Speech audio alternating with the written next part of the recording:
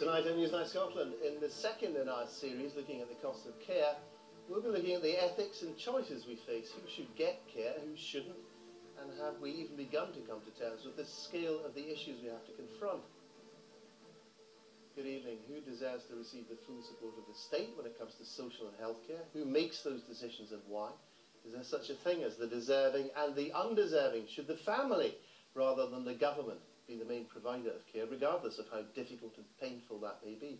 All questions which experts in the area say we need to face now, but are we facing them? We'll debate that in a moment. Do we have the right to expect the state to deliver the kind of care we would like?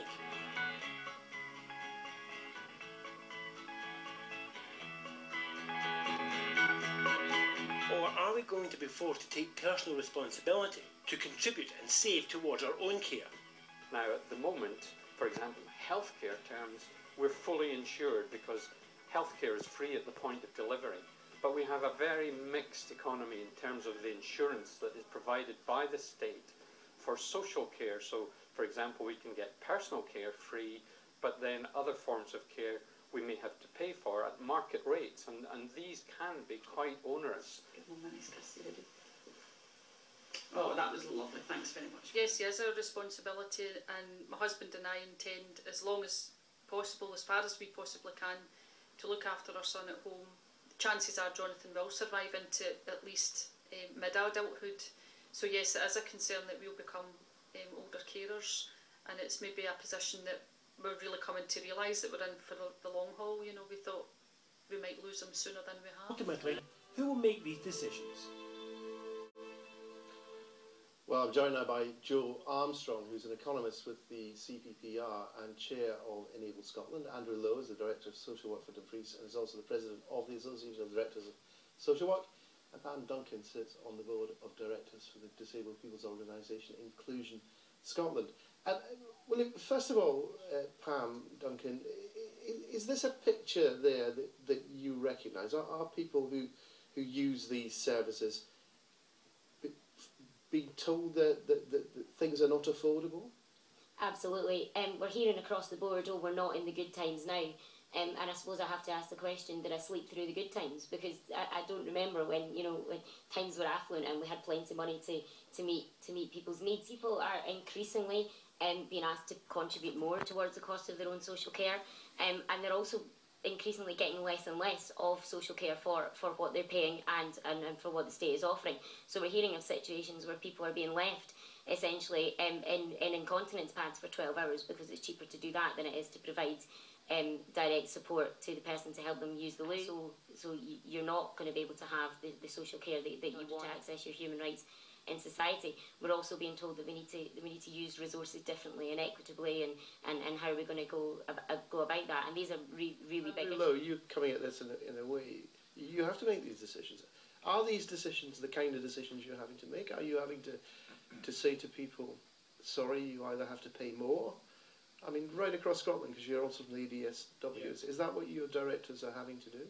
Well, we're having to make very difficult decisions. So just to correct you, my leader would expect me to say I'm from Scottish Borders Council and not from Dumfries Council. Is that what you said? Yes, you're quite right. Right across Scotland, we are having to make very, very difficult rationing choices every day. But I don't think it's entirely as bleak as a picture that's being painted, because this is these are very, very difficult circumstances, but they represent real opportunities as well to do things differently and to move from a dependency situation where everything is done for people to encouraging more of a self-direction in care, more opportunities for people to live a fulfilled and a more independent life. So we are seeking opportunities to change the way in which we do things, to target people who are in greatest need, to prevent people falling into the most extreme need. But I'll tell you what, can I ask just a factual thing? Well, people who are not elderly, who need social care, is that a significant, I mean, what is that as a cohort group relative to elderly people? How big is it? The circumstance is that the older population is by far the highest volume issue and problem that we have.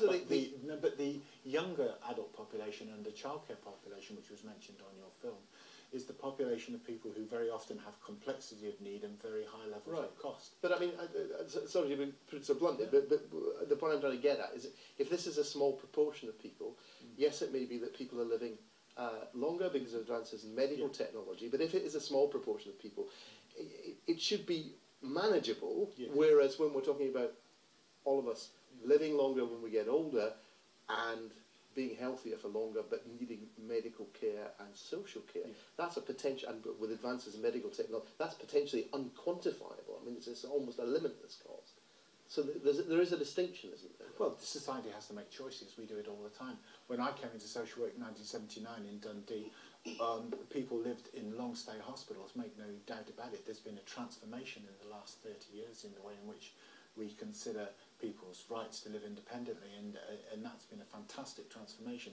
But we need to go beyond that. We need to go towards an empowering kind of world where we help people to make choices and to live independent lives, and that's the agenda that we're trying to move towards. George, just stick your economist hat on for a moment. There does seem to be a potentially unquantifiable effect from healthier elderly people.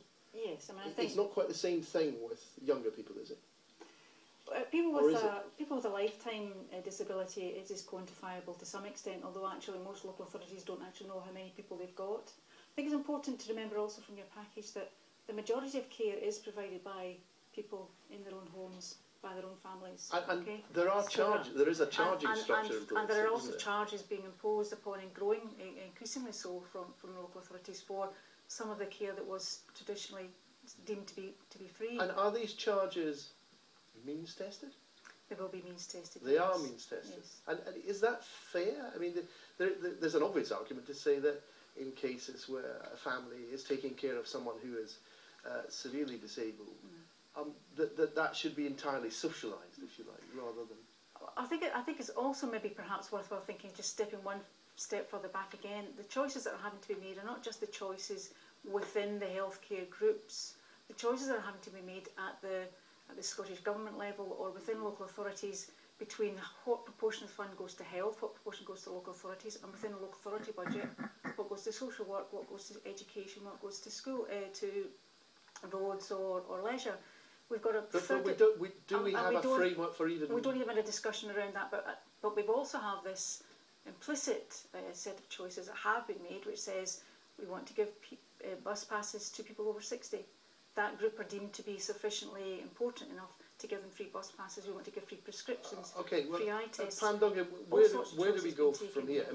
I mean, if it's obviously, none of you would want a situation where we, somehow people who are elderly seem to be in competition with younger people who need care. But that seems to be the situation we're running into. So how do you resolve that? Do you think? I think the point that you've made, Joe, is absolutely pertinent. It is about choices and about how we spend our money as a society.